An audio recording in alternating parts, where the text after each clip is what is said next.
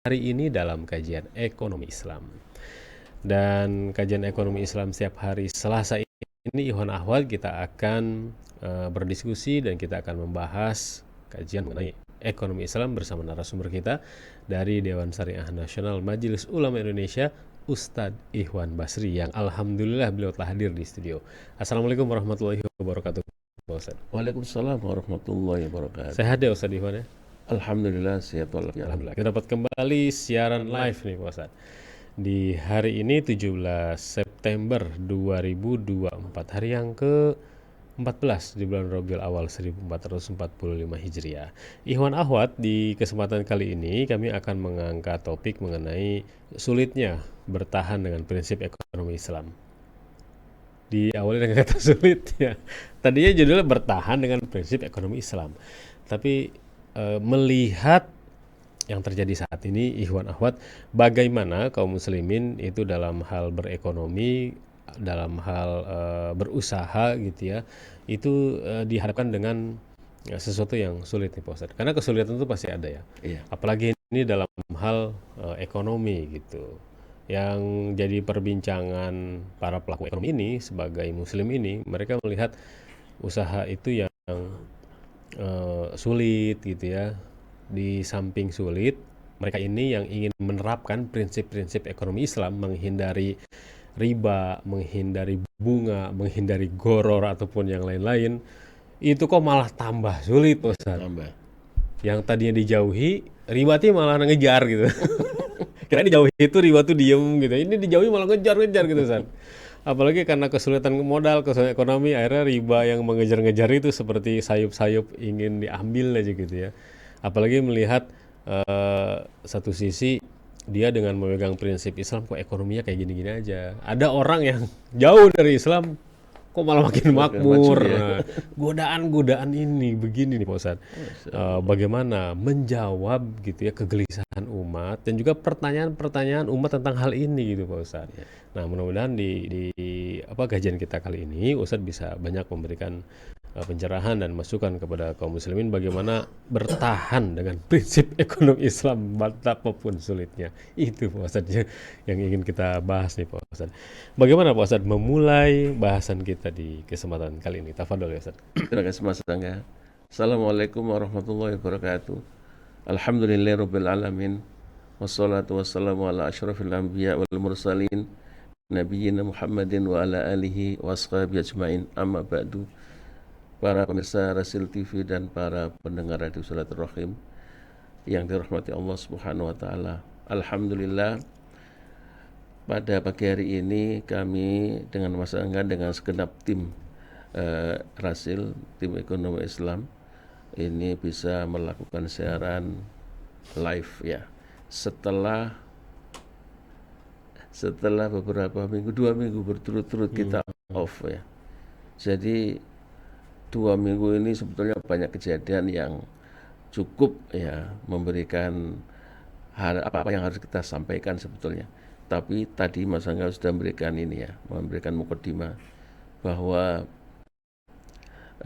pada hari-hari ini terutama di sekitar mungkin 2 bulan terakhir atau pokoknya bulan-bulan inilah ya, kita menghadapi banyak kesulitan ya, kesulitan ekonomi. Tetapi yang disampaikan oleh Mas Angga ini sebetulnya bukan kesulitan saja. Kalau kesulitan berusaha itu sebetulnya semua orang mengalami, mau usaha kecil, mau usaha menengah, mau usaha yang besar, mau usaha yang ultra mikro dan lain sebagainya, itu pasti mendapatkan tantangan ya.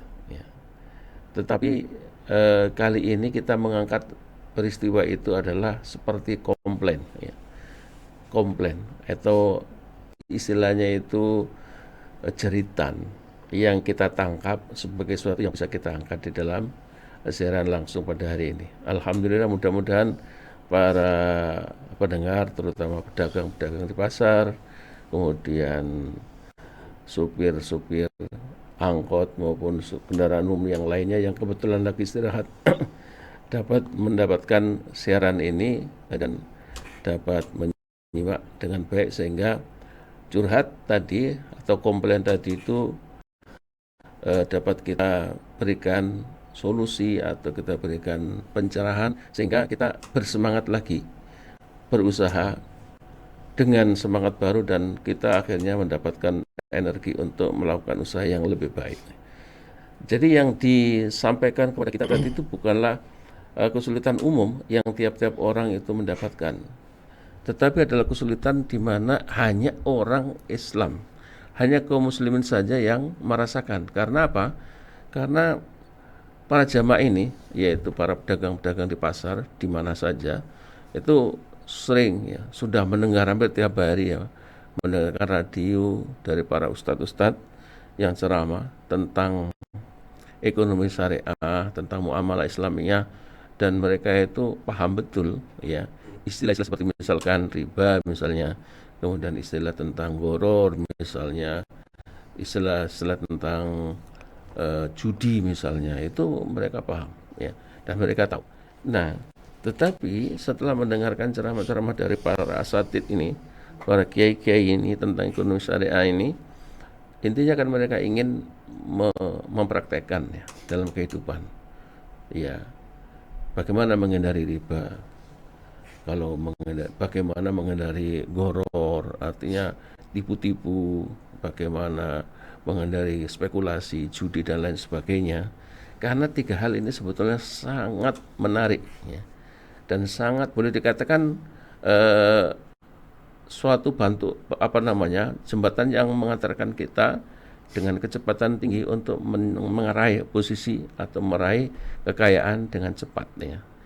Tapi bagi yang sudah mendengarkan ceramah para ustadz di radio, di TV, di media sosial, paham bahwa itu adalah haram hukumnya, dan karena itu kita sebagai seorang muslim itu harus menghindarkan diri dari hal-hal tersebut. Yang paling yang mereka rasakan adalah karena sistem ekonomi ini diam-diam atau samar-samar atau terang-terangan itu ruhnya kapitalis tulen. Maka tiga hal tersebut itu menjadi bagian tak terpisahkan dari sebuah sistem kapitalis, yaitu riba, yaitu goror, yaitu judi ya. Dan karena ekonomi di sekitarnya ini ya ekonomi kapitalis murni, sehingga tiga hal atau mungkin lebih daripada tiga hal tadi itu menjadi tantangan yang besar bagi para pedagang kita ya, bagi penggerak ekonomi Islam ya. Karena itu mereka kemudian ya banyak komplain, cari kepada ustadz, ceritanya kok gini ustadz ya, tadi itu kan seperti itu ya. Jadi dibikin judul beratnya bertahan di dalam usaha untuk mendapatkan yang halal istilahnya, sebenarnya kayak gitu ya. Ini beratnya usaha untuk mempertahankan prinsip ekonomi Islam dalam kehidupan sehari-hari. Kenapa dikatakan berat ya? Karena tantangannya itu dua sebetulnya. Yang satu itu umum bagi muslim atau non muslim merasakan tantangannya. Kalau ekonomi lagi begini kurang baik ya semua orang kena ya, muslimnya atau tidak. Tapi kalau misalnya tantangannya itu riba, tantangannya itu goror misalnya, atau tantangannya itu kimar apa judi misalnya, itu hanya pedagang muslim yang taat kepada Islam saja yang akan menjadi tantangan. Tapi kalau pedagang muslim atau pengusaha muslim yang tidak taat kepada ekonomi syariah ya yang tiga itu terabas semua gitu. Nah ini. Nah bagi yang sudah mendapat pencerahan dari para ustadz dari manapun mereka berada,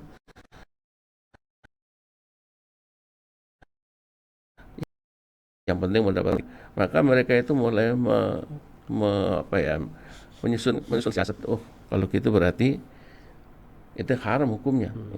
Mau dari bank, mau dari rentenir atau pedagang keliling bank keliling dan lain sebagainya, asalkan itu bukan syariah berarti itu haram. Dan ini akhirnya mereka membuat planningnya adalah menghindari bagaimana usaha mereka itu tidak sampai itu masuk begitu loh ya. Tapi ini tidak bisa bertahan lama ya. Mungkin di awal karena energinya masih gede, semakannya masih besar, itu dia tidak mau tahu kanan kiri dan lain sebagainya. Pokoknya saya mau menghindari. Tapi lama kelamaan kanan kirinya masih happy aja dengan riba, kirinya juga masih happy aja dengan judi dan lain sebagainya. Nah pergaulan yang seperti itu membuat dia eh, sedikit demi sedikit itu sepertinya semangatnya itu berkurang itu Mas.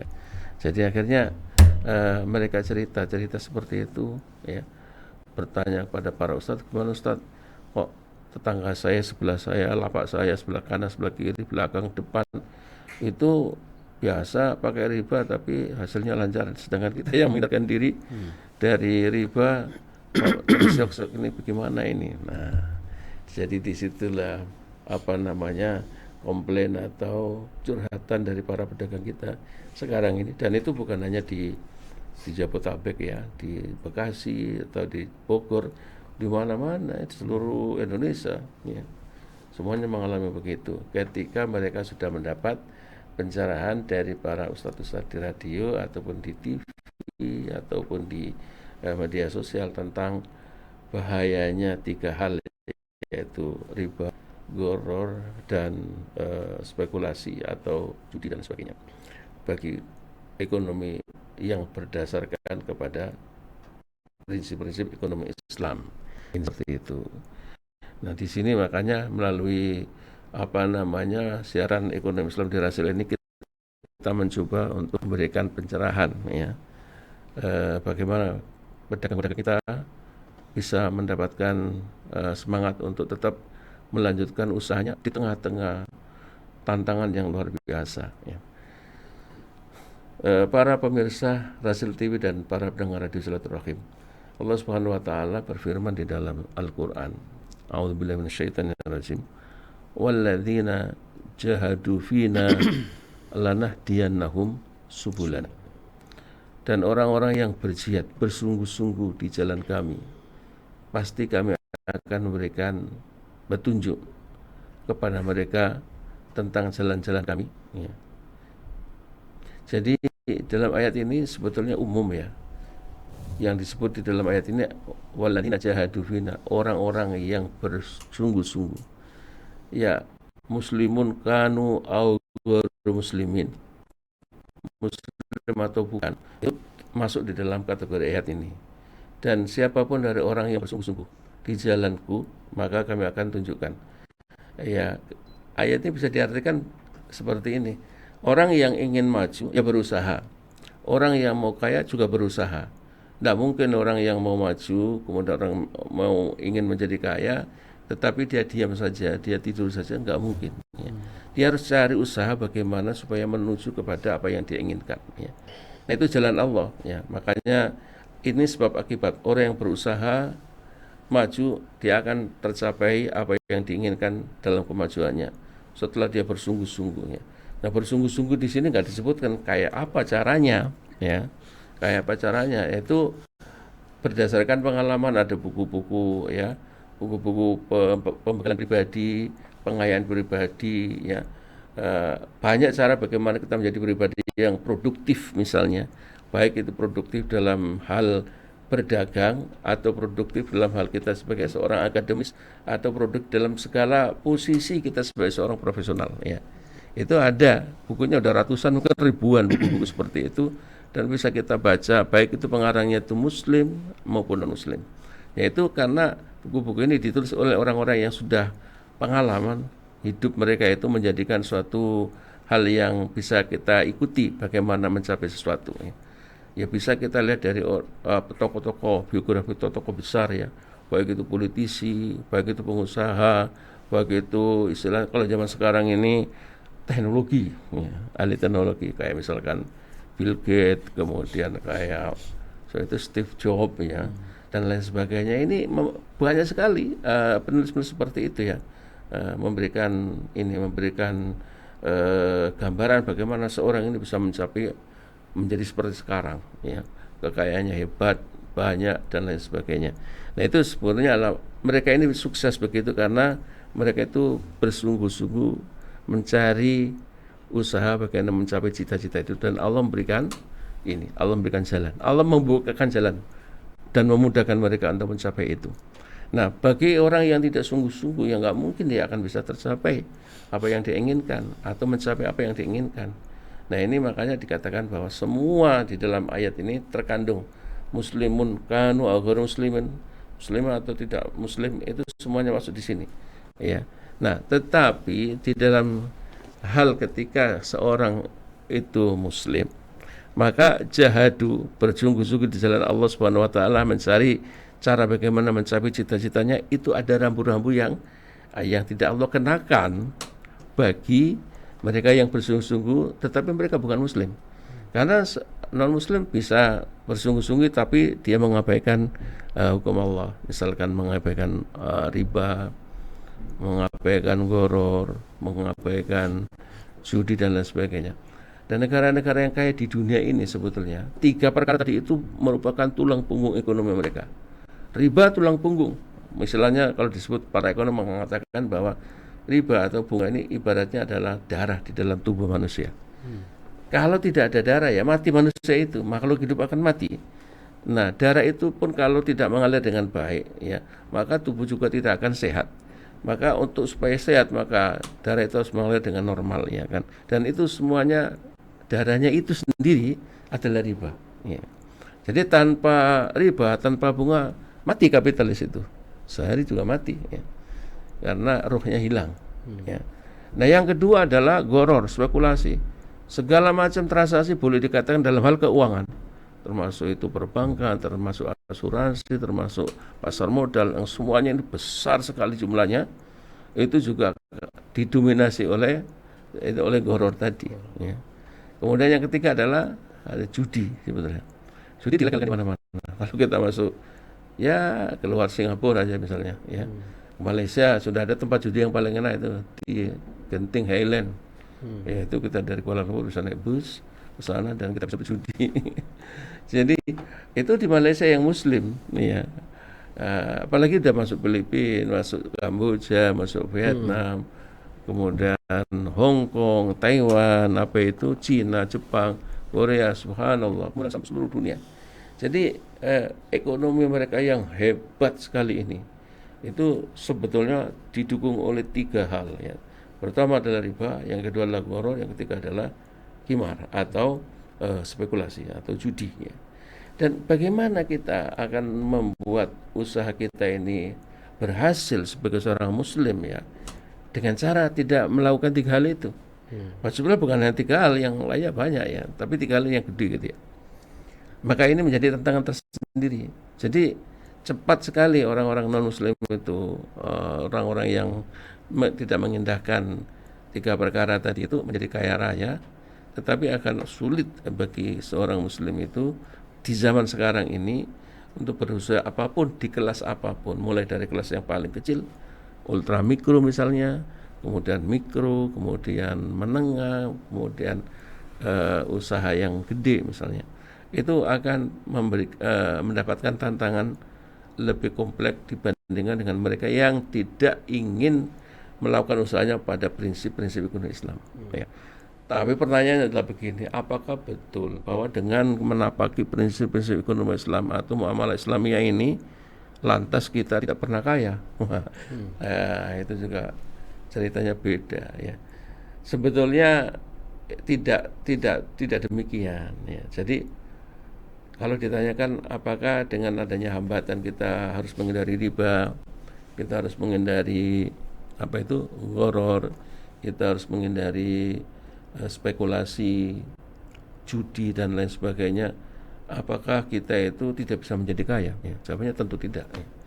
Kita lihat sejarah, ya. Mari kita lihat sejarah pada zaman Nabi Muhammad SAW. Ya.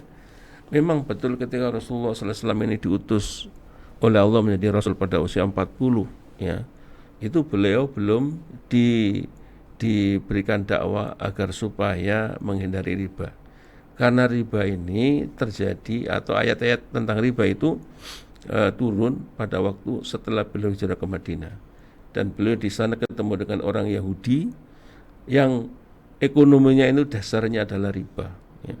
Begitu juga sebetulnya ekonomi seluruh Arab, ya, Arab jahiliyah itu semuanya riba. Ya. Tetapi ayat-ayat tentang riba itu sebetulnya larangan tentang riba itu dimulai setelah Nabi Muhammad SAW itu hijrah ke Madinah. Ya.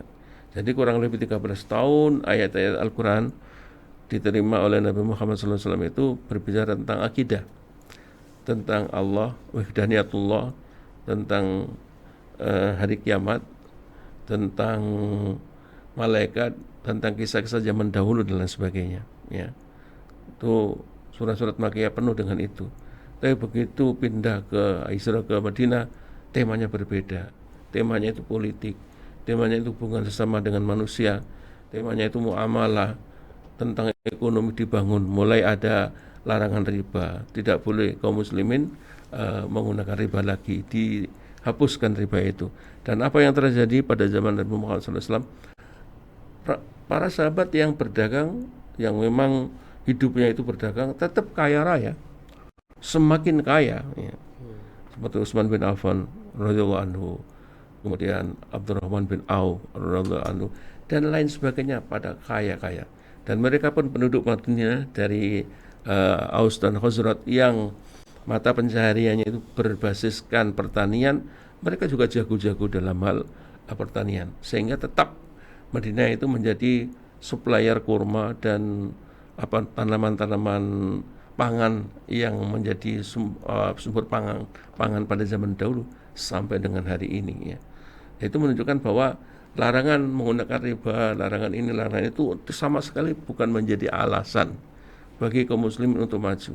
Sejarah menunjukkan bahwa akhirnya sesudah periode nubuwah, sesudah Rasulullah SAW wafat, dilanjutkan dengan Khulafaur Rasyidin, ekonominya makin menjadi-jadi, ya.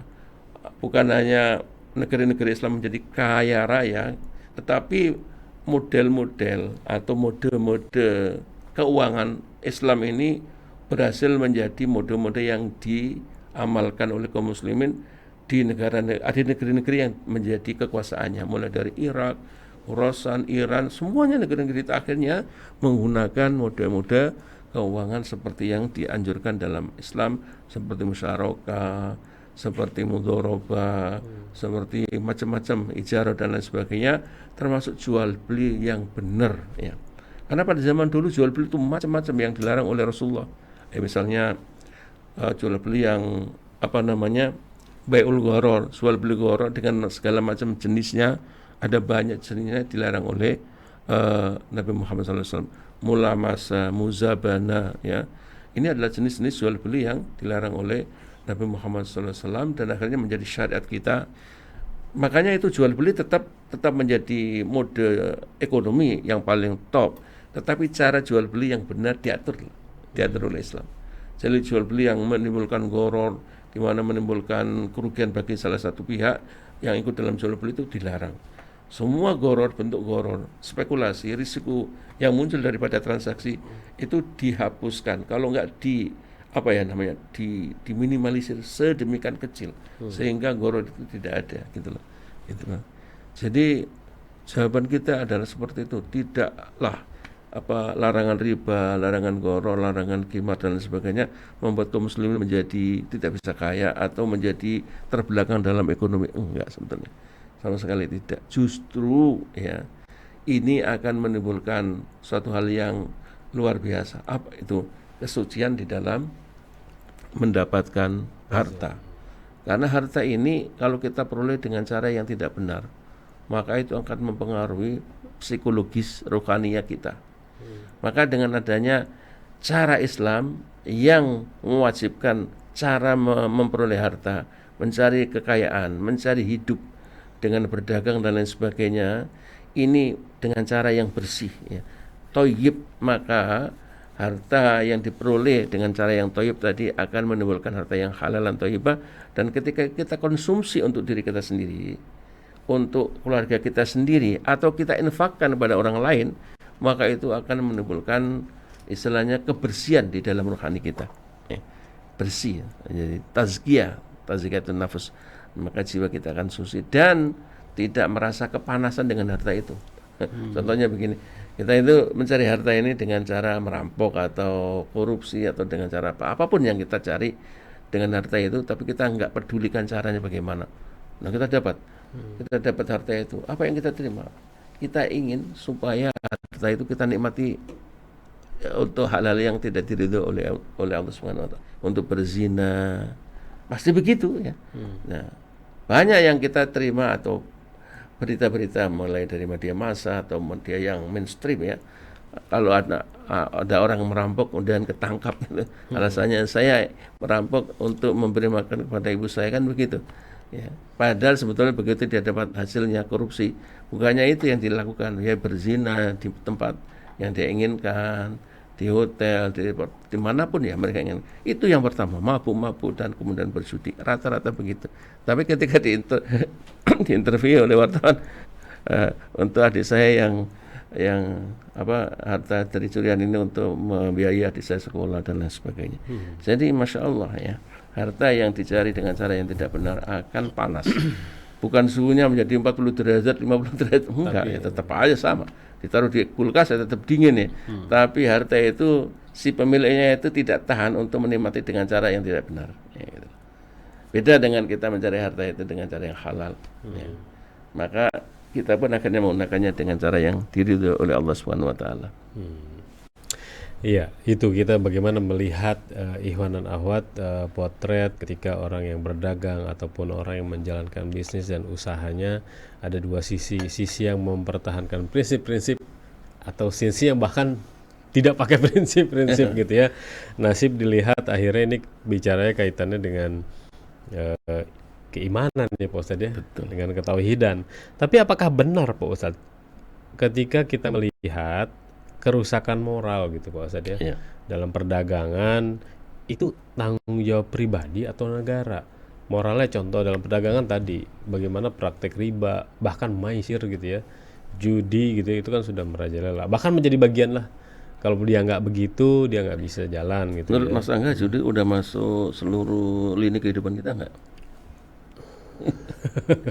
Bisa jadi Pak Ustadz. Kalau saya melihat berita-beritanya kayak sudah ya, kayak ada oknum dari Polri, ada oknum dari TNI, gitu, malah kena judi, kena masalah Iya. dari judi. Ya, yang Ustaz sih belum. Itu sih belum. Mudah-mudahan tidak ya. Innalillahi wa inna ilaihi raji'un.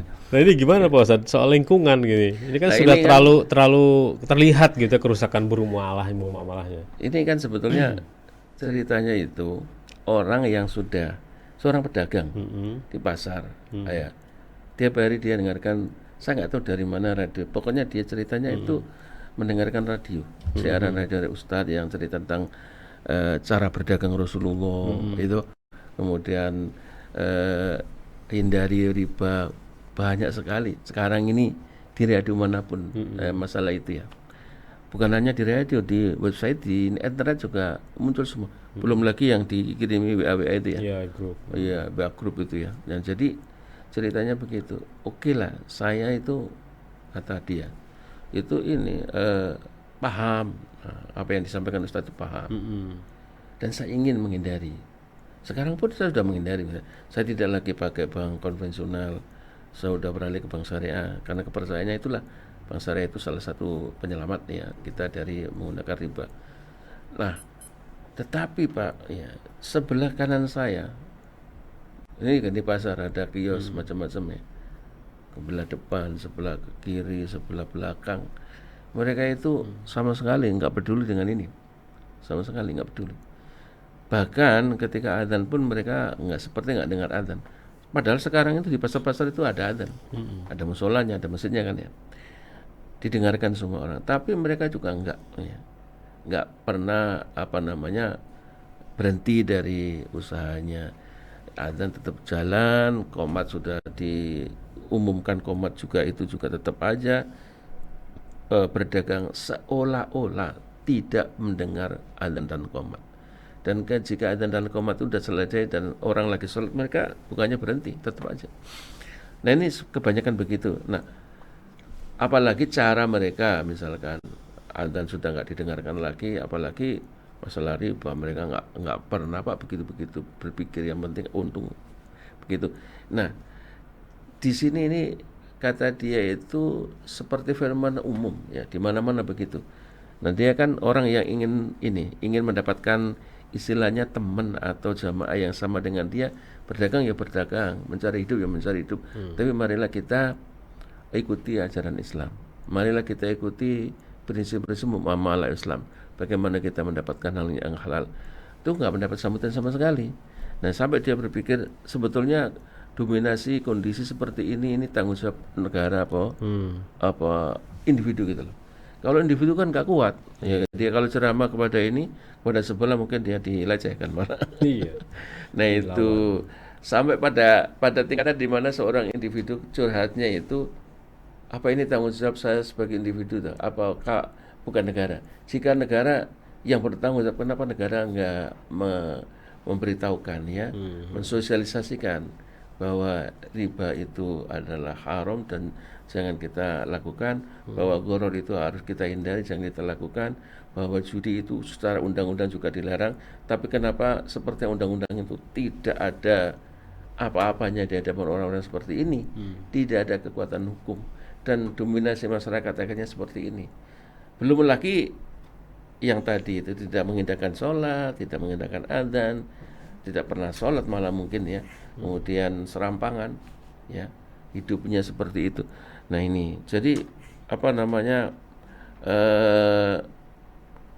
orang-orang ini, pedagang-pedagang ini curhatnya pada level seperti itu. Nah, pertanyaannya adalah apakah negara bertanggung jawab terhadap kerusakan? Nah kalau dalam konteks ekonomi Islam ya bertanggung jawab ya, diberikan sosialisasi bahwa tidak boleh kita menggunakan riba, haram hukumnya ya. Maka segala lembaga keuangan itu yang nggak boleh berbasis kapitalis karena kapitalis membolehkan riba. Jadi tidak dibolehkan sebuah lembaga keuangan berbasis riba. Tidak boleh ada sebuah lembaga keuangan berbasis goror ya. Kemudian tidak boleh ada lembaga keuangan yang berbasis spekulasi ya. Karena tiga perkara inilah yang sebetulnya menjadikan kapitalisme itu menyedot darah orang lain untuk dirinya ya. Dan sekarang sudah mendapatkan tantangan di mana-mana, baik pada tingkat intelektual, pada tingkat akademisi, atau pada tingkat praktek di lapangan, bahwa ekonomi yang berbasis non riba, non goror, non spekulasi ini jauh lebih baik, lebih stabil, lebih indah lah kalau kita lihat begitu. Ini. Jadi jawaban saya sih sebetulnya negara bertanggung jawab terhadap perilaku rakyatnya. Kalau rakyatnya itu perilakunya jelek, mengancam keseimbangan, maka itu harus dikoreksi. Ya, sayangnya di negara kita, wallahu a'lam bishawab. Tanggung jawab negara gitu Pak Ustadz ya. Kerusakan moral dalam perdagangan atau istilahnya dalam bermuamalah. Kalau yang menimbulkan kerusakan itu justru dari yang berwenang, ini yang makin sulit Pak Ustadz gitu. Itu harus dihukum lebih keras. Itu lebih keras.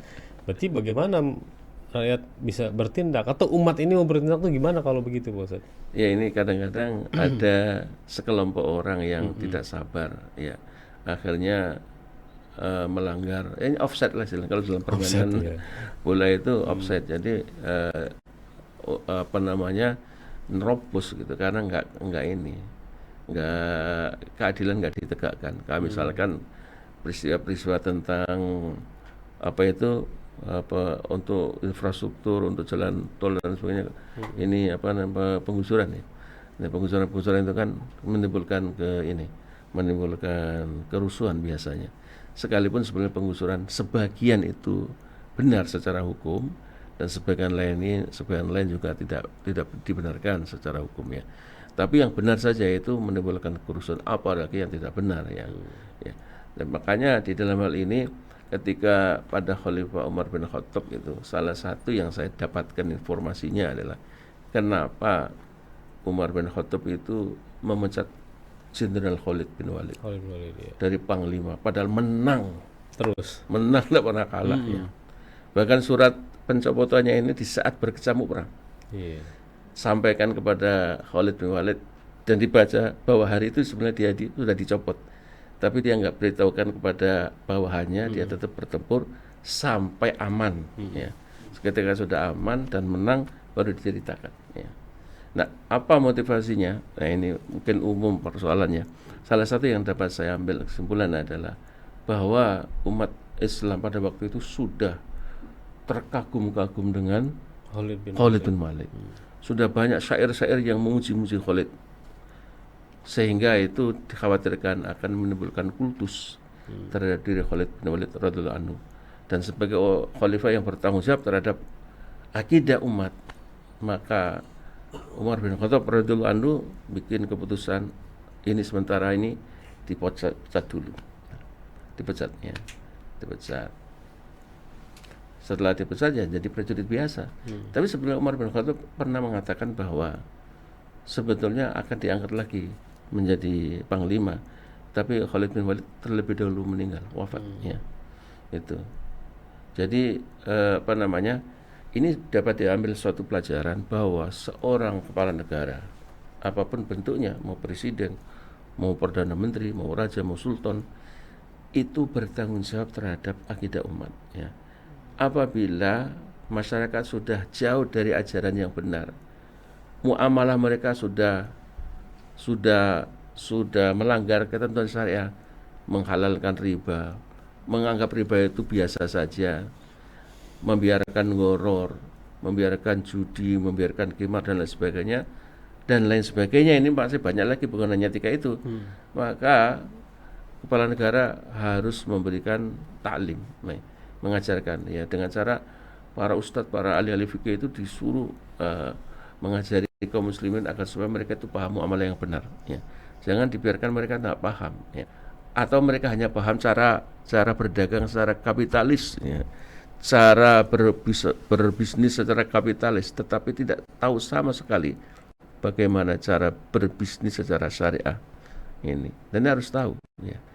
Ini tanggung jawab. Maka kalau sebagian masyarakat, apalagi pedagang-pedagang yang kecil yang jumlahnya berjuta-juta di negeri kita, sampai tidak tahu riba itu apa, sampai tidak tahu misalkan gorod itu apa, sampai tidak tahu itu apa qimar, maisir, judi dan lain sebagainya, sehingga mereka bermuamalah dengan 3 hal ini yang mendatangkan kemurkaan Allah Subhanahu wa taala ya. Maka harus turun gunung, mau perdana menteri, mau presiden, mau sultan ya, khalifah, tetap harus bertanggung jawab agar supaya rakyatnya ini muamalahnya benar ya. Itu maksudnya ya. Itu yang harus dilihat Pak Ustadz ya. Ikhwan akhwat yang dirahmati Allah SWT, kajian ekonomi Islam kita di kesempatan hari ini live bersama Ustadz Iwan Basri, sulitnya bertahan dengan prinsip ekonomi Islam. Kami mengundang Anda, silakan sampaikan pertanyaan ataupun komentarnya ke nomor WhatsApp Rasil di 081119999720. Kami akan kembali di sesi kedua, tetaplah bersama kami.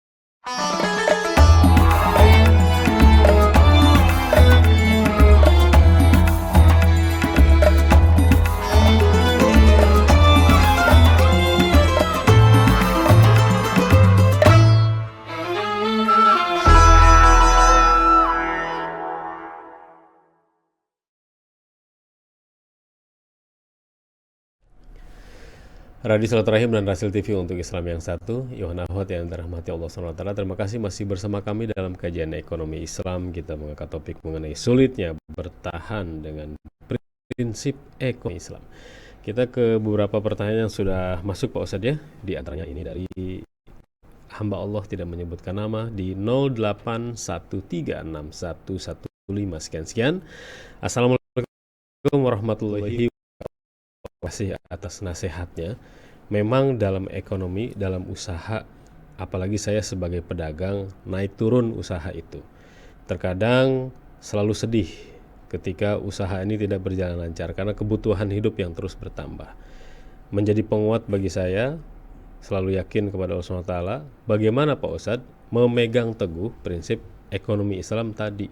Godaan riba, pinjaman tanpa bunga, itu selalu hadir Pak Ustadz. Selalu ada tawaran-tawaran seperti itu, tapi saya melihatnya ini jauh dari prinsip Islam. Bagaimana menguatkan hati ini? Terima kasih.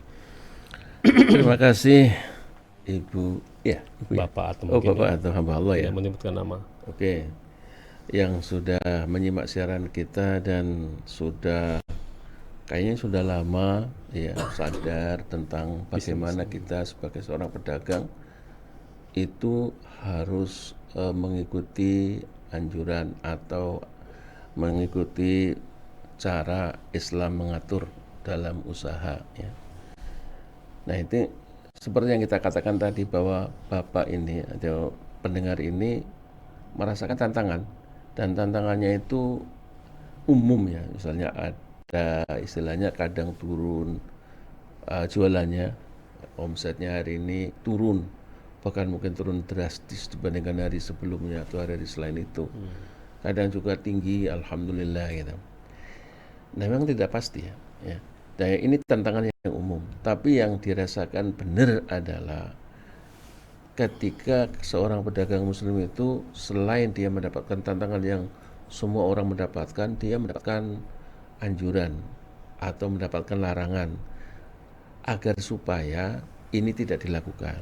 Ya, misalnya tidak melakukan pinjaman dengan pinjaman ribawi ya, baik itu bentuknya itu rentenir yang keliling individual itu, atau bentuk-bentuknya itu ya lembaga-lembaga yang tidak resmi tetapi bentuknya lembaga ya, misalnya koperasi gitu ya.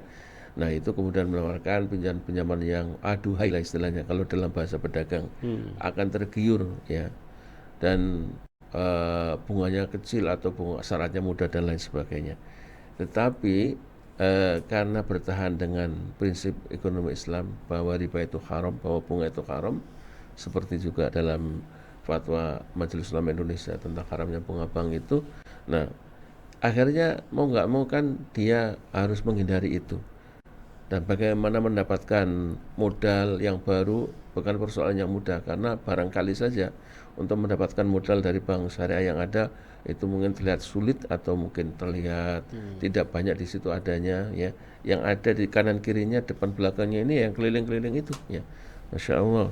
Nah ini bagi orang-orang yang langsung terjun di pasar dan tiap hari seperti itu, rasanya adalah hal yang luar biasa beratnya.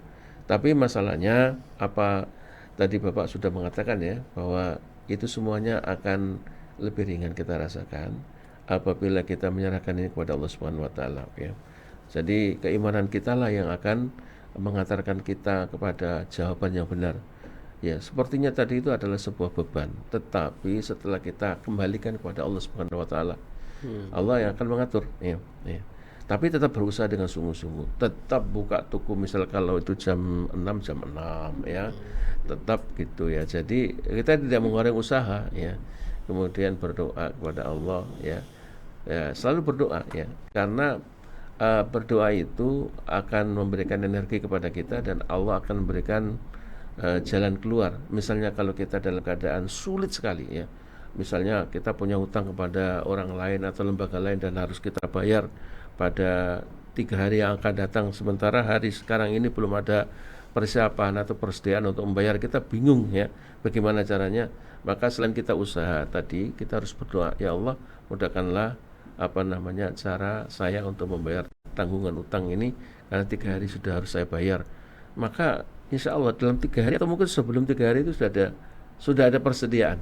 Nah, saya merasakan begitu ya. Jadi doa ini yang memberikan jalan keluar ya. Jangan diremehkan ya. Jangan diremehkan. Jadi kalau kita itu merasakan ada hal yang salah, ada sesuatu yang beban yang berat sekali bagi kita, utang belum terbayar misalnya, dan kita tidak melihat bagaimana cara mendapatkan uang untuk membayar utang itu, maka kita istighfar kepada Allah ya, mohon ampun kepada Allah, dan kita berdoa segera diberikan jalan keluar sebelum deadline. Insya Allah sebelum deadline juga sudah akan ada jalan keluar. Pengalaman saya seperti itu. Iya. Iya. Ini selanjutnya ada Pak Agus Sudrajat yang menyampaikan WhatsApp. Assalamualaikum warahmatullahi wabarakatuh. Pak Ustadz, mohon izin bertanya. Ada bank menawarkan pinjaman 0%, tetapi ada biaya administrasinya yang dibayarkan di awal bersama cicilan pertama. Apakah biaya admin ini termasuk riba? Mohon pencerahannya Pak Ustadz, terima kasih. Ya. Biaya administrasi itu sebetulnya secara umum itu masuk dalam kategori iwat ya. Iwat itu begini gambarannya ya. dalam Islam kita tidak boleh menarik harta orang lain menjadi hak kita, kecuali lewat 3: jual beli, kita pembeli, jadi barang itu milik kita kan. Yang kedua adalah dihibahkan kepada kita, ya. Dihibahkan, jadi tidak beli, Hadiah. dikasihkan kepada kita sebagai hadiah atau hibah. Nah, yang ketiga adalah waris, ya. Di luar daripada 3 ini nggak mungkin kita itu mengambil harta orang lain dengan benar. Ya.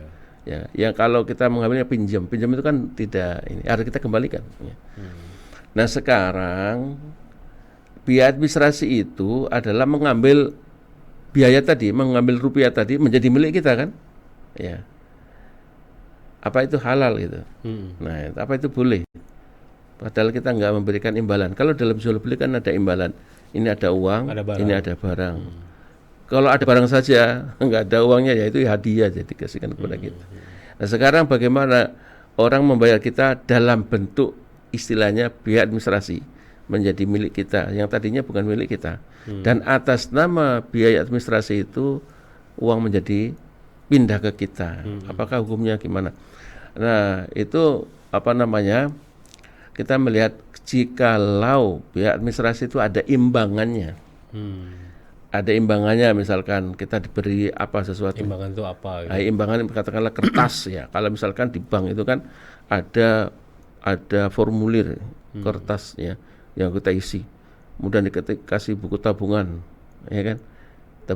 Buku tabungan itu ya tabungan yang kita miliki, rekening kita ya. Kemudian ada ATM kalau kita minta ATM misalnya. Nah, ini harga itu ya kira-kira nilainya berapa? Ya ada buku tabungan, ada formulir, ada macam-macam listrik, telepon dan lain sebagainya tadi berapa? Ada jasa. Nah, diimbangkan. Seandainya itu imbang dengan 10.000 ya atas nama administrasi kita bisa meminta bayaran 10.000 karena kita memberikan sesuatu. Ya. Ya, jangan karena kita memberikan senyuman kemudian atas biaya administrasi kita membayar senyuman. Nggak ada, itu ya nggak ada, nggak imbang ya. Misalkan dulu saya, ini cerita saya sendiri ya. Ya. Dulu sekali, saya mau ganti SIM, SIM kendaraan lah ya. Iya, SIM A, SIM kendaraan, SIM A, SIM C. Lah, itu apa namanya biaya administrasinya banyak banget nih, 50.000. Apa ini untuk apa ya Pak ya? Pokoknya bayar aja Pak ya. Nah, karena saya ini dibilang ya udah bayar aja. Nah, saya berpikir lah, biaya administrasi 50.000 itu ternyata ini untuk stop map gitu loh. Map. Yang kusut dia, yang warnanya warna kayak apa? Burem. Burem. Nah, maksudnya sih harganya 50.000. Itu kan 1.000 aja gak bisa. Nah, seperti ini kelebihan biaya administrasinya gitu lah. Gitu. Jadi nggak ada imbangannya. Imbangannya saya bayar 50.000 tapi kok dapatnya cuman stop map yang kusam, yang kalau di pasar harganya cuma 10.000 rupiah. Nah, yang 49.000 rupiah itu tidak imbang. Ongkos beli itu. Ya. Yang lebih parah biaya administrasi biayanya pesantren. Biaya administrasi gede banget, ratusan ribu. Saya tanya Bapak Kiai itu. Buat apa? Ya, sebenarnya saya ketika bayar biaya administrasi ini dapat apa Pak ya? Nggak bisa jawab. Sebab di situ ada biaya gedung, ada biaya ini, beda-beda gitu lah. Lah ada item biaya administrasi. Ya. Nah, jadi biaya administrasi dalam pengertian ini boleh kita ambil dari pihak yang kita minta kalau kita memberikan imbangan. Tapi imbangan itu nggak boleh senyum doang ya, senyum. Imbangannya sesuai gitu. Ya, imbangannya itu ada materialnya itu ada, misalkan ada kertas yang kita berikan, ada buku yang kita berikan, dan tidak boleh jauh-jauh dari harga itu. Sebab kalau lebih jauh daripada harga itu nanti itu ada sebetulnya riba yang terselubung. Riba terselubung nanti. Karena salah satu makna riba adalah tidak ada iwat, tidak ada ganti. Iya. Ya, itu kira-kira jawaban saya. Baik. Selanjutnya ada Ibu Sri. Assalamualaikum warahmatullahi wabarakatuh. Waalaikumsalam. Pak Kiai, alhamdulillah selalu mendengarkan. Semoga Pak Kiai selalu dalam rahmat dan ridha Allah Subhanahu wa taala. Amin. Mengenai negara kita yang apa saja tidak halal, mungkin tempat judi gitu Pak Ustadz ya, itu kan difasilitasi oleh pemimpin negara ini.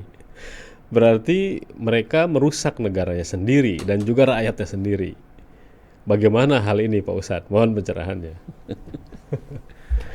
Ya Itu kalau loh Ustadz, menurut sekarang tuh saya itu naik klub tuh di mana-mana loh Pak Ustadz. iya, Aduh. ya karaoke segala macam itu kan apa ya dekat-dekat ke sana sebetulnya maksiat ya. Eh, Memang dikatakan bahwa negara kita ini bukan negara sekuler. Kalau kita katakan ini misalnya kita pidato di Masjid Istiqlal, pidato khutbah Jumat bahwa negara kita ini sekuler tulen, mungkin kita nggak akan bisa khutbah lagi di situ, Iya. di blacklist ya. Itu.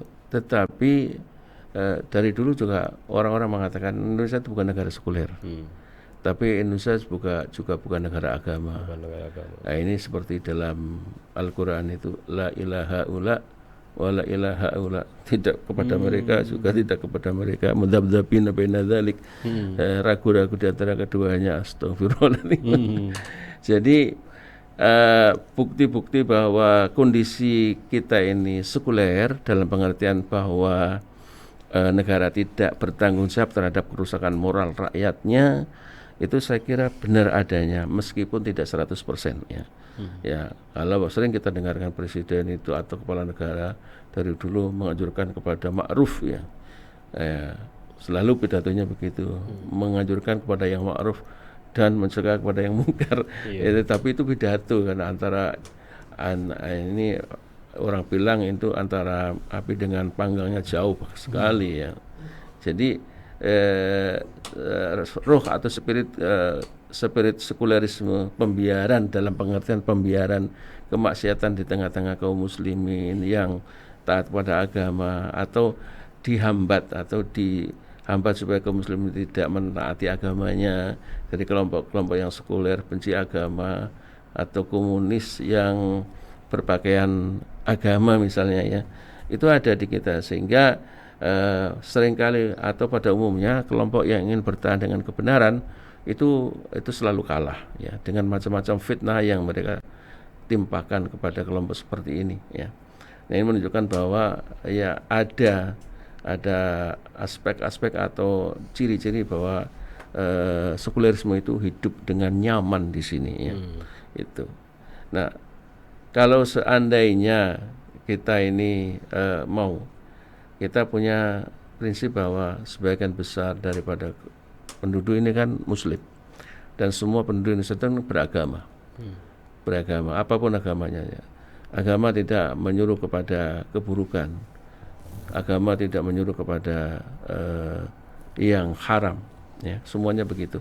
Tapi yang haram-haram berkembang dengan baik tanpa hambatan dan sering ada fasilitas dari negara atau dari masyarakat itu sendiri ya. Jadi di sini kita memang berjuang.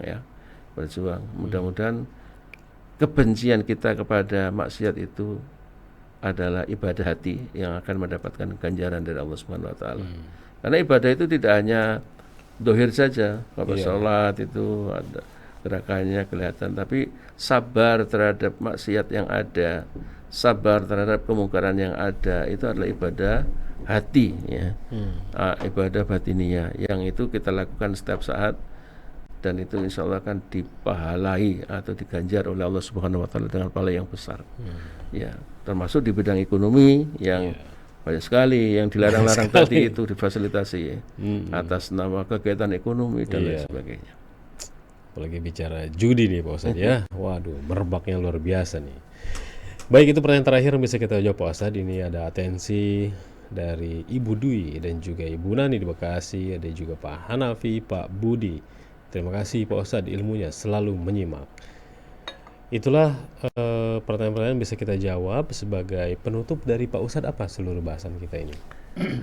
Terima kasih Mas Angga, para pendengar radio Silaturahim dan para pemirsa Rasul TV. Jadi topik pada hari ini sebetulnya adalah mencoba untuk memberikan jawaban curhat ya.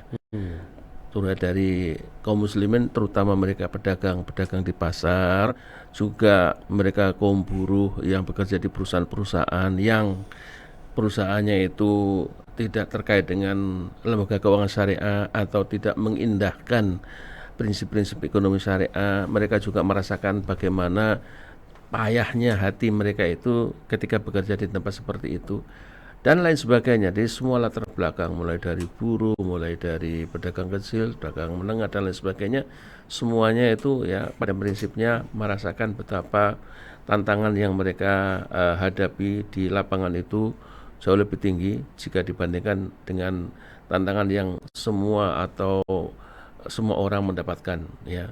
Tetapi ada tantangan-tantangan yang lebih sebagai seorang muslim, ialah hal-hal yang harus kita hindari dalam kita berusaha untuk mendapatkan rezeki yang halal, yaitu kita menghindari dari riba, kita menghindari dari goror, kita menghindari dari spekulasi, judi dan lain sebagainya, atau usaha-usaha yang mendatangkan maksiat atau maksiat itu sendiri ya. Itu diharamkan oleh Islam dan itu sudah menjadi hal-hal yang harus kita ketahui dengan baik dari agama kita. Karena itu maka usaha yang baik jangan hanya dilihat dari banyaknya yang kita peroleh. Jangan kita hanya fokus kepada banyaknya harta yang dimiliki orang, tetapi kehalalan ya, keberkahan itu yang jauh lebih penting. Karena harta yang diambil daripada riba atau harta yang muncul karena riba, karena goror, karena maisir, sama sekali tidak ada berkahnya. Sama sekali tidak berkahnya.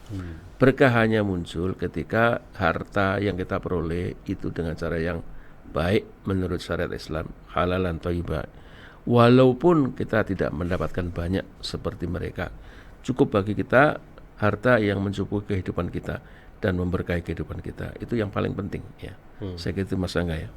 Baik, terima kasih banyak Pak Ustadz atas kajiannya di kesempatan kali ini. Demikianlah Ikhwan Akhwat yang dirahmati Allah SWT, kajian ekonomi Islam kita bersama Ustadz Ikhwan Basri. Semoga apa yang beliau sampaikan bermanfaat bagi kita semua.